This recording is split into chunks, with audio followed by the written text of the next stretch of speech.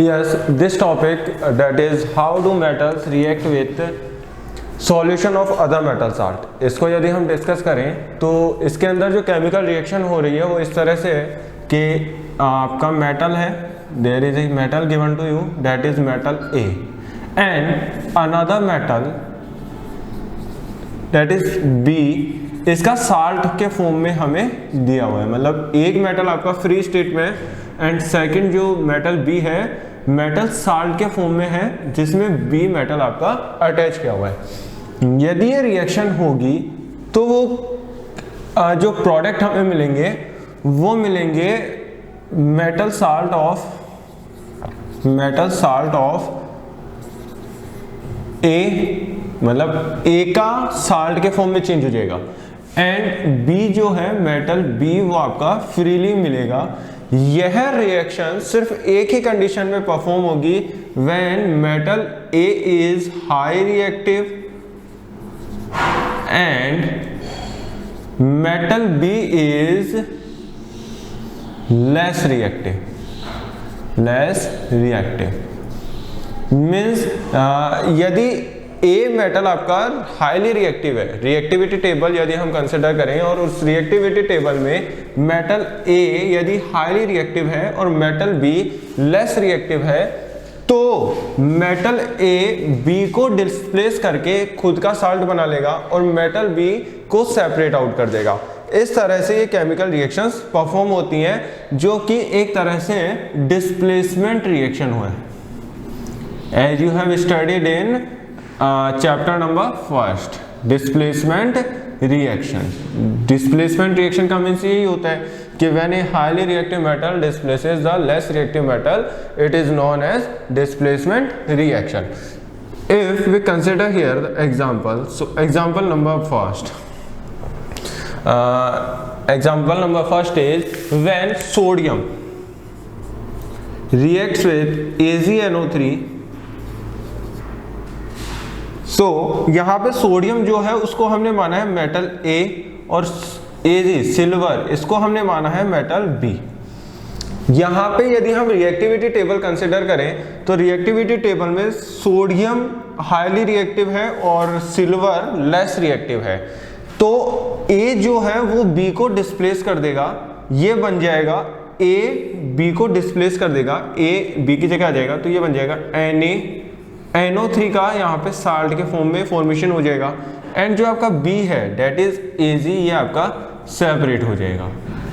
इस तरह की रिएक्शन यहाँ पे परफॉर्म होती हैं। ये सिर्फ एक ही कंडीशन में होगा जब आपका मेटल A हाईली रिएक्टिव होगा in comparison to the metal B। Another example is Mg plus CuSO4 copper sulphate. Example number second, यदि हम रिएक्टिविटी टेबल कंसिडर करें तो मैग्नीशियम हाईली रिएक्टिव है in comparison to the copper की reactivity कम है। इसमें भी ये सेम रिएक्शन होगी कि मैग्नीशियम सल्फेट का साल्ट बन जाएगा एंड कॉपर यहाँ पे डिस्प्लेस हो जाएगा। यदि हम इस रिएक्शन को रिवर्ट करना चाहें मीन्स कॉपर और मैग्नीशियम सल्फेट को रिएक्शन करवाना चाहें तो ये रिएक्शन नहीं होगी। क्यों नहीं होगी? क्योंकि यहाँ पे कॉपर जो है वो कम रिएक्टिव है और मैग्नीशियम जो है वो हाईली रिएक्टिव है। यदि मैग्नीशियम को हम B माने और कॉपर को A माने तो इस कंडीशन के अंदर हमारी रिएक्शन नहीं होगी क्योंकि कॉपर जो है वो लेस रिएक्टिव है in comparison to the magnesium. इसको समझने के लिए आपको यहाँ पे रिएक्टिविटी सीरीज दी गई है मेटल्स की जिसको आपको लर्न करना है। I am writing here the reactivity series of metals जिसको आपको लर्न करना है। तो द रिएक्टिविटी सीरीज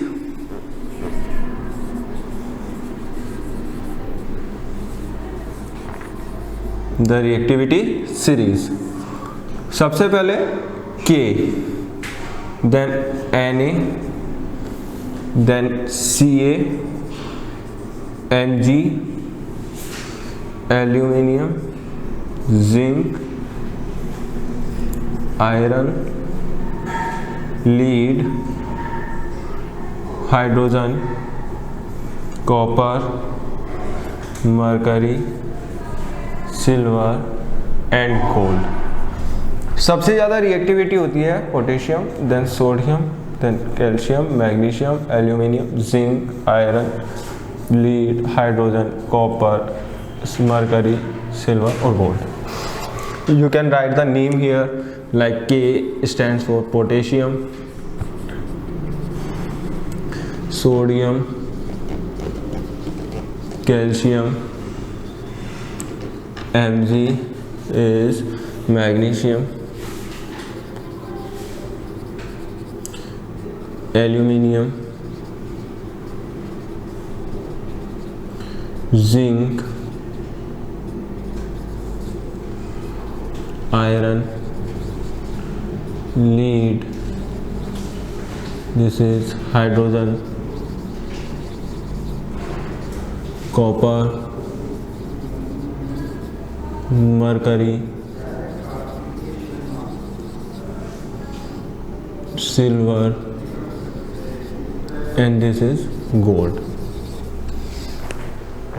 अब यहाँ पे इस रिएक्टिविटी टेबल के बेसिस पे हम ये आइडेंटिफाई कर पाएंगे कि कौन सा मेटल किस मेटल से रिएक्टिव है और किससे रिएक्टिव नहीं है। यदि हम यहाँ पे हमारे एग्जांपल्स को कंसिडर करें, लाइक सोडियम और सिल्वर, इनके हम यदि रिएक्टिविटी देखें तो सोडियम की रिएक्टिविटी ज़्यादा है in comparison to the silver. Similarly magnesium की रिएक्टिविटी कॉपर से ज़्यादा है, इसलिए हम यहाँ पे ये ऑब्जर्व कर पा रहे हैं कि मैग्नीशियम कॉपर को डिस्प्लेस कर देगा, सोडियम सिल्वर को डिस्प्लेस कर देगा। लेकिन यदि हम सिल्वर को डिस्प्लेस करवाना चाहें सोडियम साल्ट से, दैट इज नॉट पॉसिबल। यदि हम कॉपर से मैग्नीशियम साल्ट को डिस्प्लेसमेंट करवाना चाहें, that is not possible. Means ये जो रिएक्शंस हैं वो परफॉर्म नहीं होंगी। बट हम यदि हाईली रिएक्टिव मेटल से लेस रिएक्टिव मेटल को डिस्प्लेस करवाना चाहेंगे तो वो बहुत इजीली डिस्प्लेस हो जाएंगे। इस तरह से हमारे ये जो 4 प्रॉपर्टीज हैं अबाउट द मेटल्स, ये आपकी कंप्लीट होती हैं। इसके बाद नेक्स्ट आपका पॉइंट आता है how do metals and non metals react. मतलब एक मेटल और एक नॉन मेटल ये आपस में किस तरह से रिएक्शन करते हैं। Hello students, today we have to discuss our next point, that is how do metals and non-metals react? How do metals and non-metals react? We have to discuss about this topic. So students, the reactivity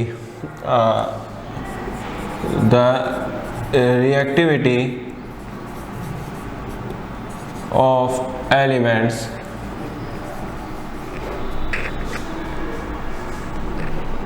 has a tendency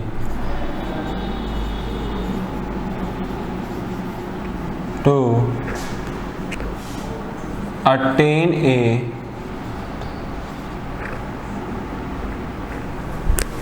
completely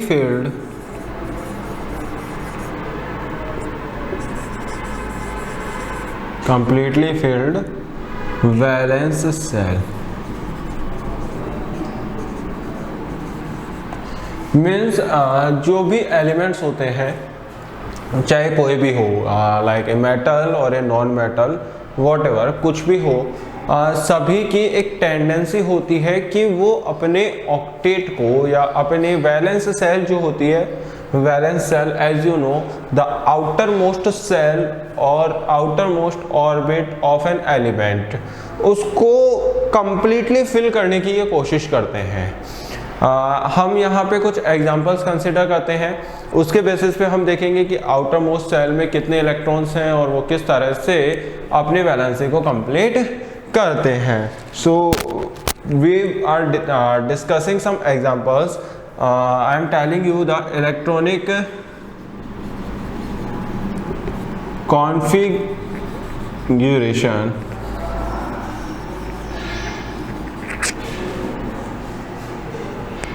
of some elements। मैं कुछ elements के electronic configuration आपको बता रहा हूँ. First type of element किस type का है? Name, then the name of element means कौन सा एलिमेंट है हमारा, इसका एटॉमिक नंबर क्या है, then the number of electron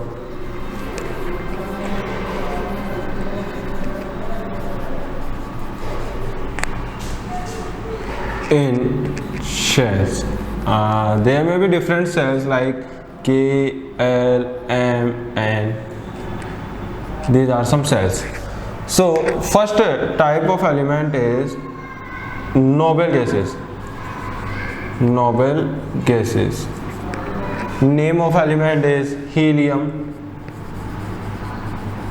The electron symbol is He. As we know, the atomic number of helium is 2 and the number of electron in cell, that is K, is 2. Another noble gas is neon, that is Ne. The atomic number of neon is 10 and the electronic configuration will be 2 and 8. This will be the electronic configuration of neon. Third one is argon, that is Ar. The electric configuration atomic number is 18 and the electronic configuration will be 2, 8 and 8. Now I am taking the examples of some metals. अब मैं कुछ metals के examples यहाँ पे लेने वाला हूँ. I am drawing these lines. This will help you to understand properly. This is a classification like this.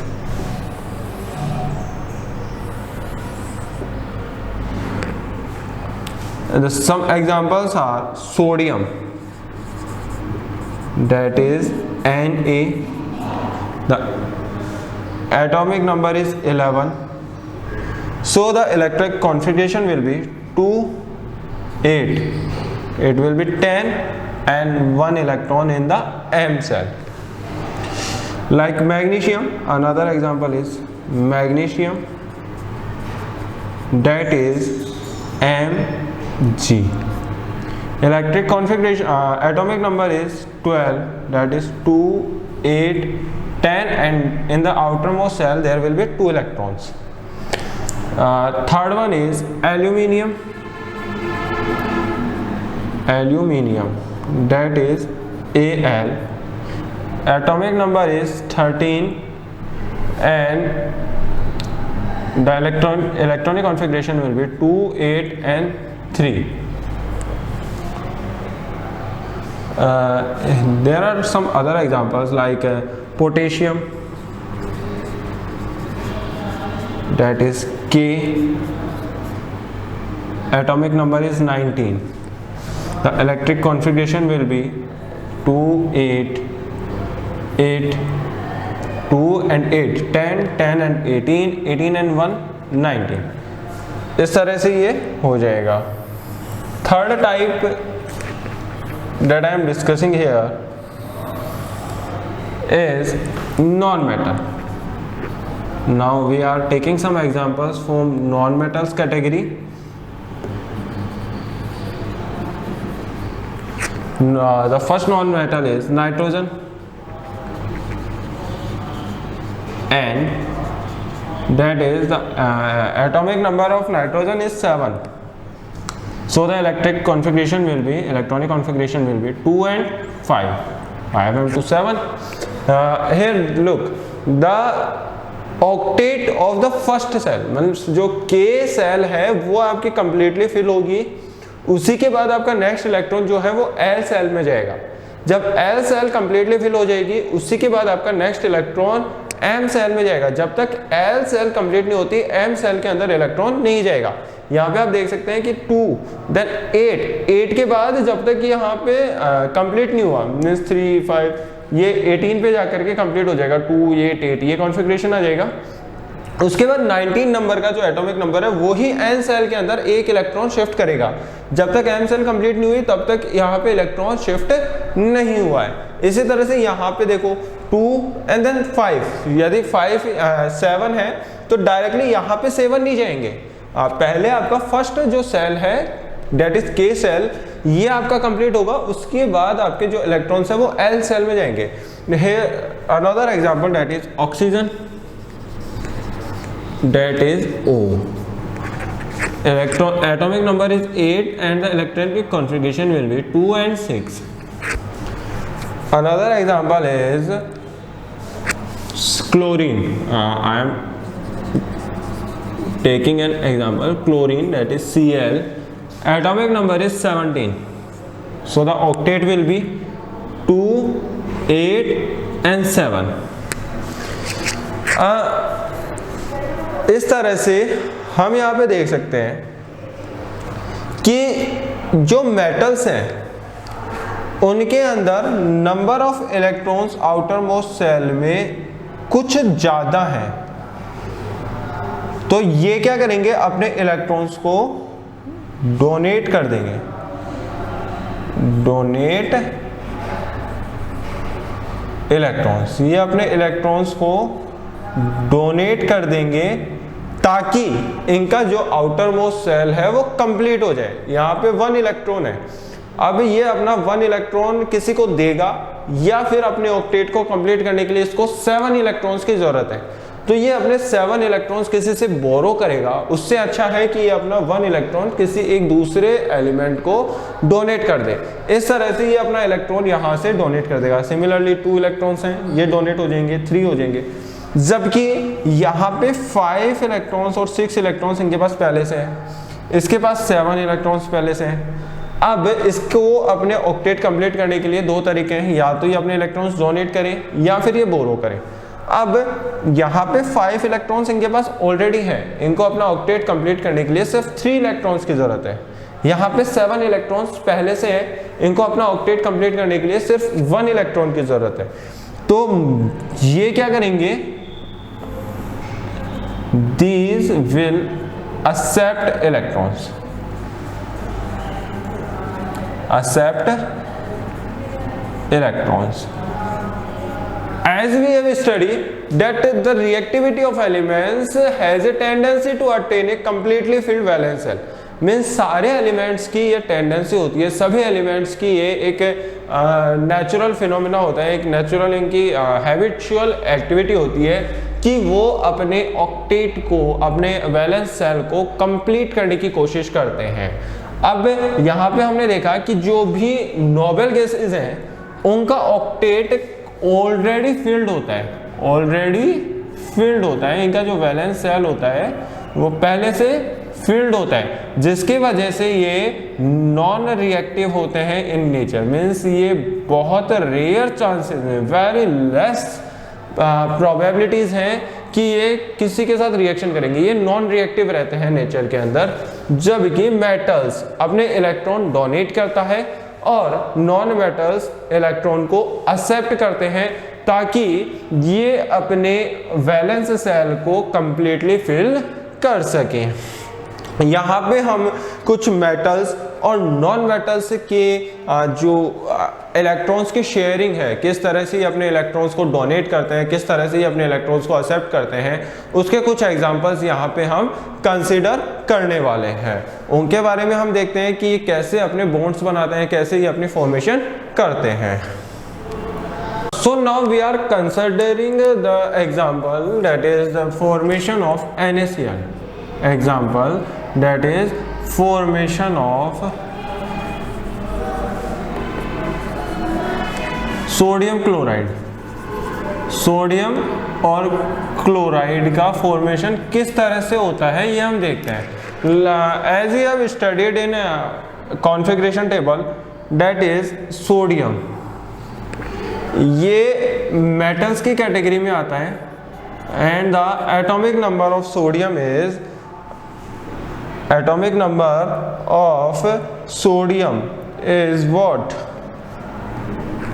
11.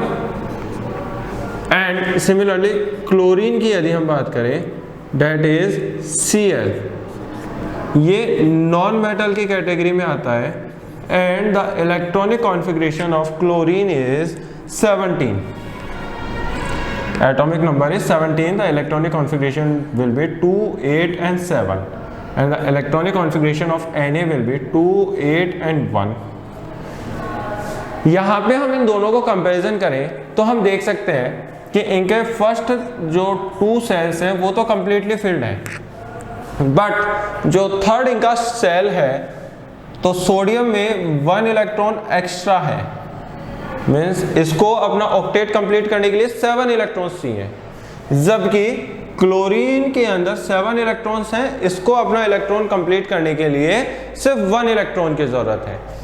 अब यहाँ पे क्या होगा कि ये अपना इलेक्ट्रॉन इसको दे देगा, यहाँ पे भी क्या रह जाएगा 2 और 8 रह जाएगा, और इसका ऑक्टेट कैसा हो जाएगा 2, 8 एंड 8 हो जाएगा, मीन्स सोडियम का भी ऑक्टेट कंप्लीट और इसका भी ऑक्टेट कंप्लीट। यहाँ पे मैं इसको थोड़ा डायग्रामेटिकली रिप्रेजेंटेशन यदि करूँ तो ये इस तरह से होगा, सोडियम ये अपना इलेक्ट्रॉन डोनेट कर लेगा, और जब कभी भी कोई भी एलिमेंट इलेक्ट्रॉन डोनेट करता है तो उसके ऊपर पॉजिटिव चार्ज आता है क्योंकि वो इलेक्ट्रॉन दे रहा होता है।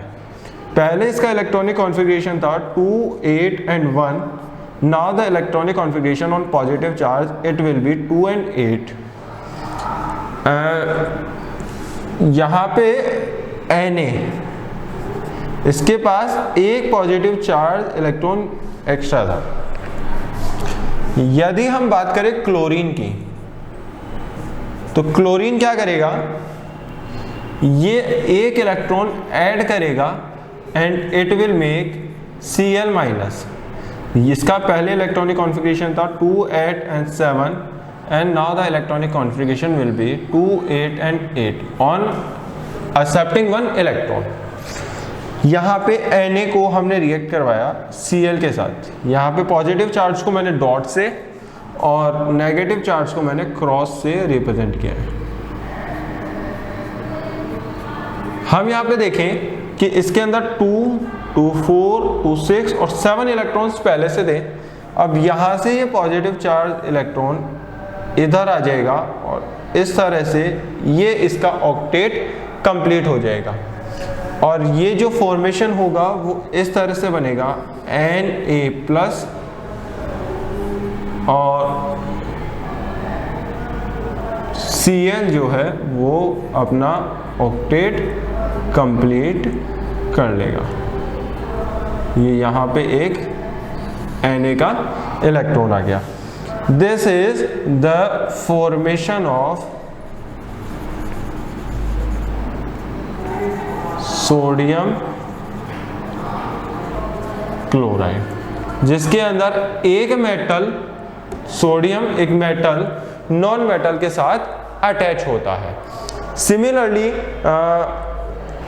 यहाँ पे सोडियम को बोलते हैं सोडियम कैटायन, क्योंकि इसने पॉजिटिव चार्ज आया है तो sodium will be known as sodium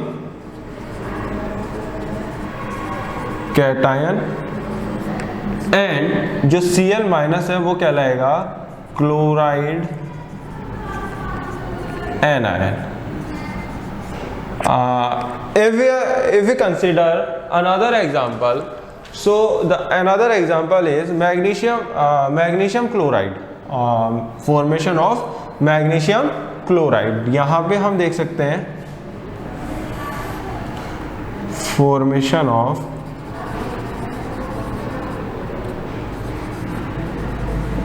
magnesium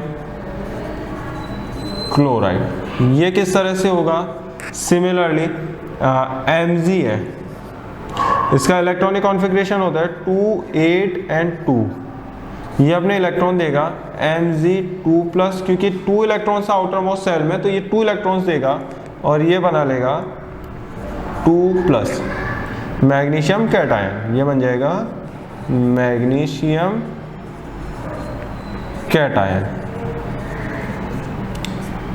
similar in the chlorine, chlorine जो है वो इलेक्ट्रॉन्स एक्सेप्ट करेगा, 1 इलेक्ट्रॉन एक्सेप्ट करेगा, क्योंकि इसका इलेक्ट्रॉनिक कॉन्फ़िगरेशन होता है 2, 8 एंड 7। इसको सिर्फ 1 इलेक्ट्रॉन की जरूरत है तो ये सिर्फ 1 ही करेगा, तो ये क्या बन जाएगा Cl माइनस, और इसका इलेक्ट्रॉनिक कॉन्फ़िगरेशन होगा 2, 8 एंड 8।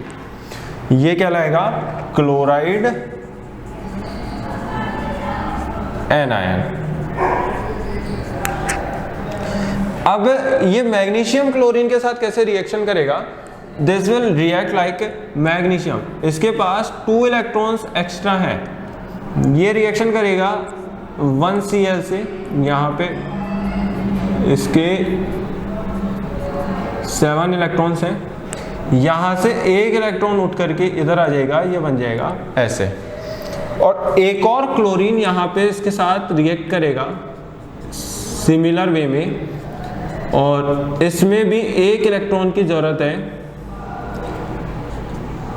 और ये इलेक्ट्रॉन आएगा यहां से, तो ये बना लेगा Mg2+, एंड Cl का जो कॉन्फ़िगरेशन होगा वो इस तरह से होगा 7 तो ये, और 1 Mg का, और इसके 2 इलेक्ट्रॉन्स, 2 एटम्स है यहाँ पे, क्लोरीन का 1 एटम और second atom means MgCl2, magnesium chloride का यहाँ पे फॉर्मेशन होगा। इस तरह के जो फॉर्मेशंस होते हैं वो रिएक्टिविटी की वजह से होते हैं, ड्यू टू द इनके जो इलेक्ट्रॉन्स हैं, इलेक्ट्रॉन्स के एक्सचेंज की वजह से ऐसे फॉर्मेशंस होते हैं। स्टूडेंट्स, अभी आपने देखा कि MgCl2 का फॉर्मेशन हुआ या NaCl का फॉर्मेशन हुआ, इन दोनों के अंदर ही जो आपस में रिएक्शंस होती हैं या जो आपस में कंपाउंड्स बनते हैं, ये MgCl2 का कंपाउंड बना या NaCl का जो कंपाउंड बना, ये कंपाउंड जो बनते हैं वो बनते हैं due to the transfer of electrons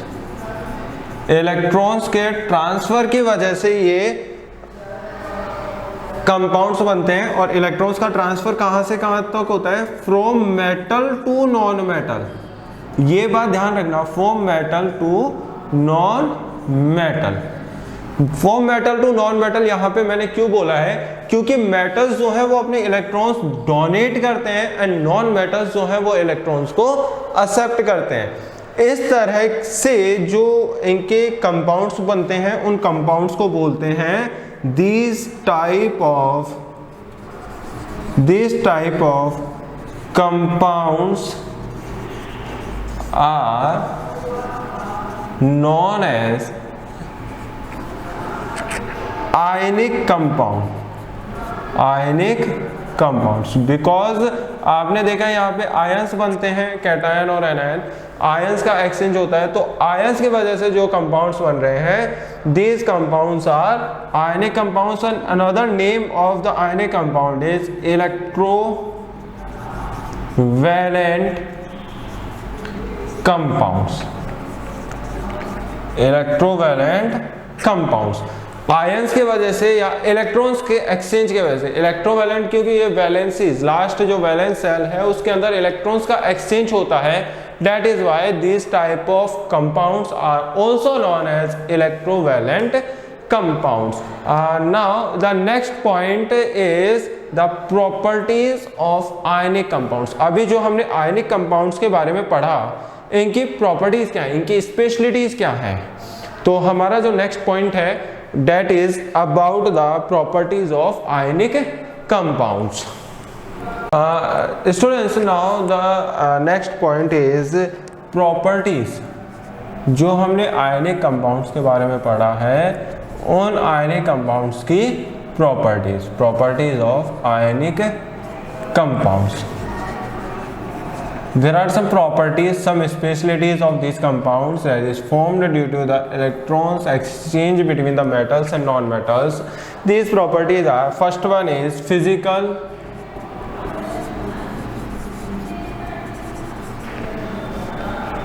nature. The first point is physical nature.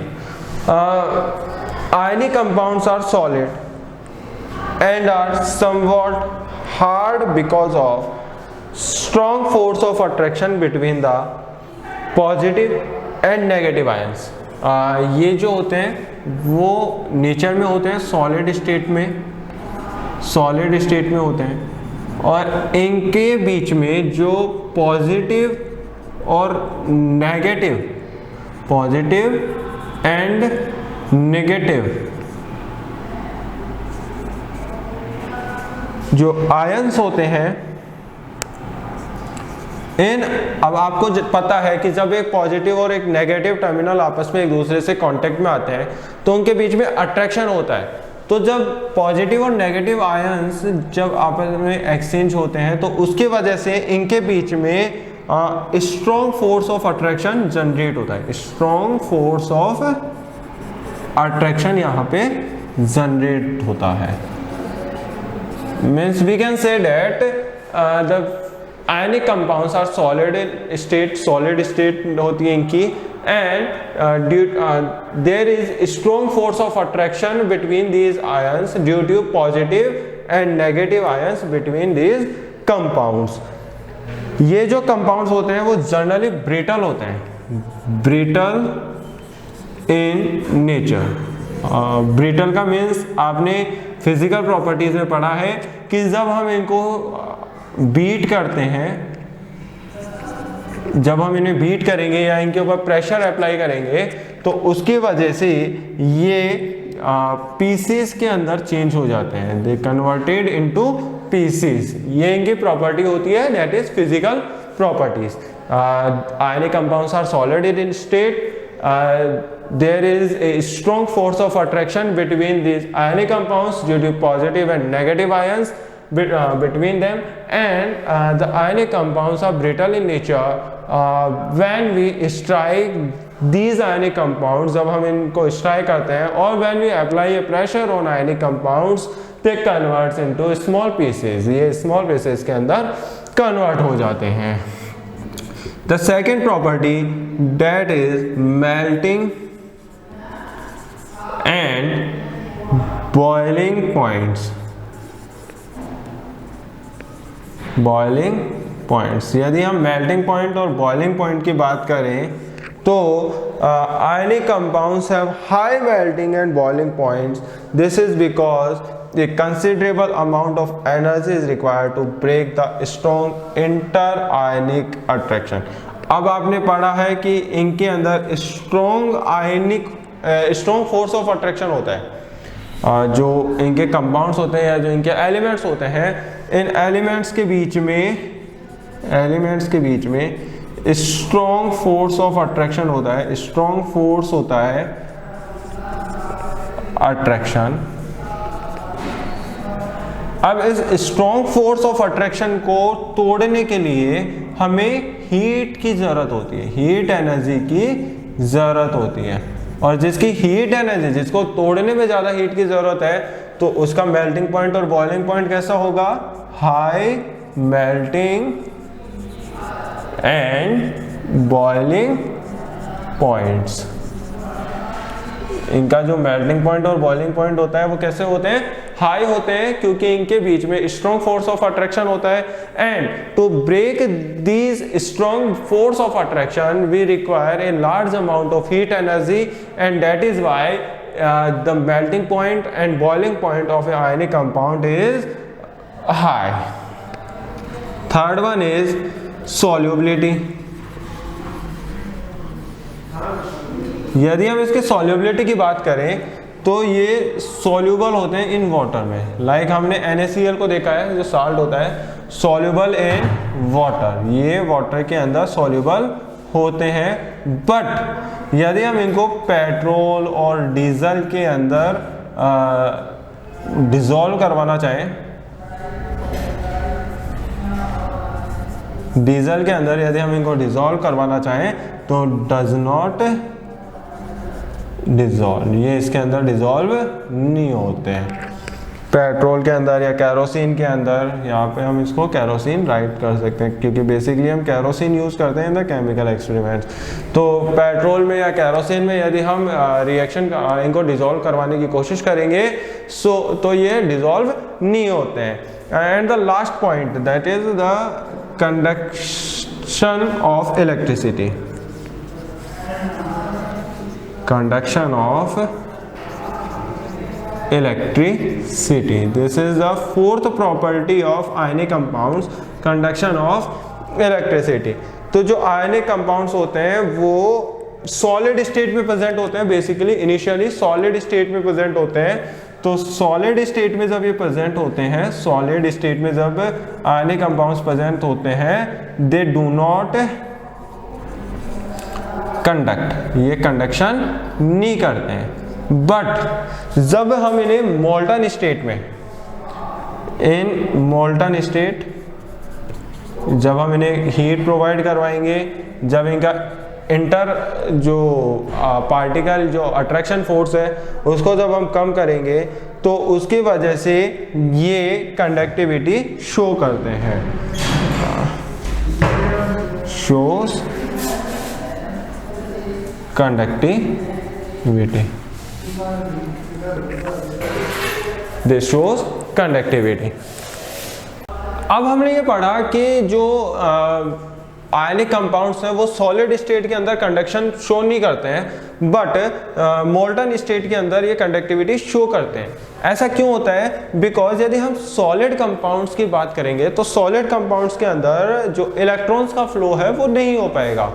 हमें पता है कि कंडक्टिविटी के लिए जो सबसे ज़रूरी चीज़ है that is flow of electron का फ्लो होना जरूरी है, और जब तक इलेक्ट्रॉन्स फ्लो नहीं होंगे तब तक सब्सटेंस जो है वो कंडक्टिविटी शो नहीं करेगा। तो सॉलिड स्टेट के अंदर प्रॉपर्ली इलेक्ट्रॉन्स जो है वो फ्लो नहीं हो पाते हैं, लेकिन जब हम उन्हें मेल्ट कर देते हैं, जब हम उन्हें हीट प्रोवाइड करवाते हैं तो जो आयंस हैं उनके जो आपस में जो एलिमेंट्स हैं उनके बीच की जो अट्रैक्शन फोर्स है वो टूट जाता है, वो ब्रेक हो जाता है। क्योंकि हमने पढ़ा है कि जब हम हीट प्रोवाइड करवाते हैं तो उसकी वजह से उनका जो आपस में जो उनका जो अट्रैक्शन है, जो उनकी बॉन्डिंग है वो टूट जाती है, और उस बॉन्डिंग के टूटने की वजह से इनके अंदर जो इलेक्ट्रॉन्स का फ्लो है वो इजीली हो सकता है। So we can say that the ionic compounds conduct electricity in soluble form. यदि वो डिसॉल्व फॉर्म में है, यदि वो सॉल्युबल फॉर्म में है, यदि वो सॉल्यूशन के फॉर्म में है तो वो कंडक्टिविटी शो करेंगे, but in solid state they do not conduct electricity. So these are the 4 properties of ionic compounds that we have to consider. Now the next point is occurrence of metals that we have to discuss in our next class.